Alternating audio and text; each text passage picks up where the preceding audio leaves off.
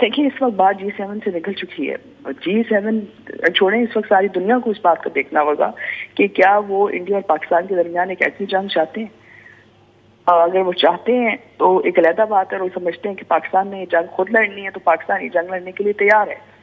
اور آج پاکستان نے یہ دکھا دیا ہے کہ نہ صرف ہم جانتے ہیں کہ ہم نے کس جگہ پہ یہ اٹیک کرنا ہے, ہم یہ بھی سمجھتے ہیں کہ ہم نے اپنے اہداف تک کیسے پہنچنا ہے. اور ہماری جو ایٹمی انڈرسٹینڈنگ ہے اس میں کوئی کمی نہیں ہے. مطلب ان کے بیانیوں سے, ان کی وار ٹیکٹکس سے ہماری لیک آف کلیئرٹی نہیں ہے.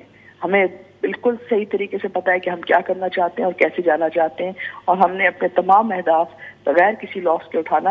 یہ ایک چھوٹی کامیابی نہیں ہے. آپ مجھے بتائیں دنیا میں کون سی ایسی جنگ ہے جہاں آپ نے فرسٹ فیز آف وار میں اپنے تمام ملٹری آبجیکٹیوز حاصل کیے ہوں وداؤٹ اینی ملٹری لاس, یعنی کہ وداؤٹ کسی بغیر کسی عسکری لاس کے آپ نے اپنے اہداف حاصل کیے ہوں اتنی تیزی سے. اس وقت پاکستان اور انڈیا کے درمیان جو میزائل کی ٹوٹل رینج ہے وہ 6 سے 7 منٹ ہے. تو 6 سے 7 منٹ میں اگر یہ چاہتے ہیں کہ اس خطے کے اندر ایک ایٹمی جنگ ہو تو یہ دنیا کا اور G7 کا اور تمام ممالک کا فیصلہ ہے. لیکن یہ بات طے ہے کہ پاکستان میں نہ ریزولو کی کمی ہے, نہ صلاحیت کی, اور نہ کیپیسٹی کی, اور نہ ریچ کی.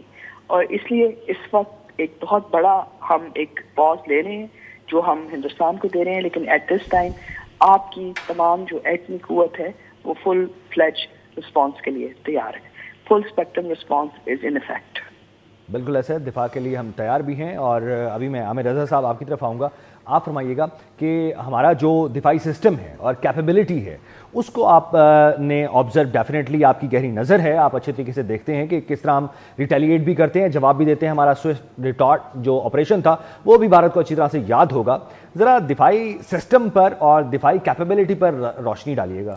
دیکھیں پاکستان جو ہے یہ بھارت سے ہر دفاع کے ہر سیگمنٹ پر ایک قدم آگے ہے. یعنی اگر آپ بھارتی بحریہ اور پاکستانی بحریہ کا موازنہ کریں تو پاکستان وہ میزائل ڈیولپ کر چکا ہے جو کہ اس کے خود کے ہیں, جبکہ بھارت ابھی تک بیرونی دنیا سے ٹیکنالوجی حاصل کرنے کی کوشش کرتا ہے, جیسے اس نے رشیا سے S-400 حاصل کیا تھا جو ایئر ڈیفنس سسٹم تھا. لیکن پاکستان جو بھی سسٹم لیتا ہے اس کی ٹیکنالوجی ساتھ لیتا ہے. اب آپ JF-17 تھنڈر کو ہی لے لیں, یہ ہمارا خود کا جہاز ہے, اور بھارت 1982 سے ایک جہاز بنانے کی کوشش کر رہا ہے. 1982 سے آج تک وہ ایک فلائٹ نہیں بھر سکا, ان کا جہاز بن نہیں سکا, اور اب مجبوراً انہوں نے 36 جہاز جو تھے رافیل فرانس سے خریدے. اسی کو یہیں سے کنٹینیو کریں گے عامر رضا صاحب معذرت کے ساتھ. ماریہ صاحب آپ کی طرف آؤں گا.